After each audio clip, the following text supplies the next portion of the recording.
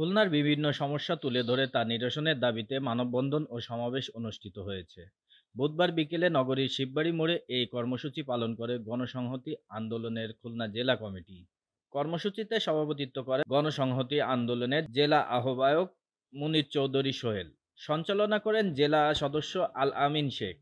সমাবেশে বক্তব্য রাখেন খুলনা নাগরিক সমাজের সদস্য সচিব অ্যাডভোকেট বাবুল হাওলাদার, নাগরিক ঐক্য মহানগর সাধারণ সম্পাদক সাংবাদিক কাজী মোতাহার রহমান বাবু, গণসংহতি আন্দোলনের খালিশপুর থানা আহ্বায়ক মোশারেফ হোসেন, কবি নাজমুল তারেক তুষার প্রমুখ। সামাজিক নয়, উন্নয়ন বঞ্চনার মধ্য দিয়ে এই সরকার আসছে, কি করে দেশি বিদেশি শক্তিকে প্রতিষ্ঠিত এবং তুষ্ট করা যায়। আমরা এই প্রতিবাদ জানাচ্ছি এবং আগামীতে জানাবো। চট্টগ্রাম বন্দরও লিজ দেওয়ার নামে ষড়যন্ত্র চলছে, এটির প্রতিবাদও আমরা জানাই।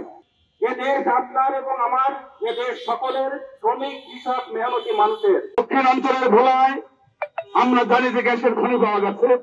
ইতিপূর্বে আমাদেরকে বলা হয়েছে ঢাকা থেকে রাজশাহী বা উত্তর অঞ্চলের গ্যাসের যে লাইন রয়েছে সেখান থেকে কুষ্টিয়ার সাথে আমাদের সংযুক্ত করা হবে, সংযুক্ত করে খুলনায় পাইপলাইনে গ্যাস সরবরাহ করা হবে।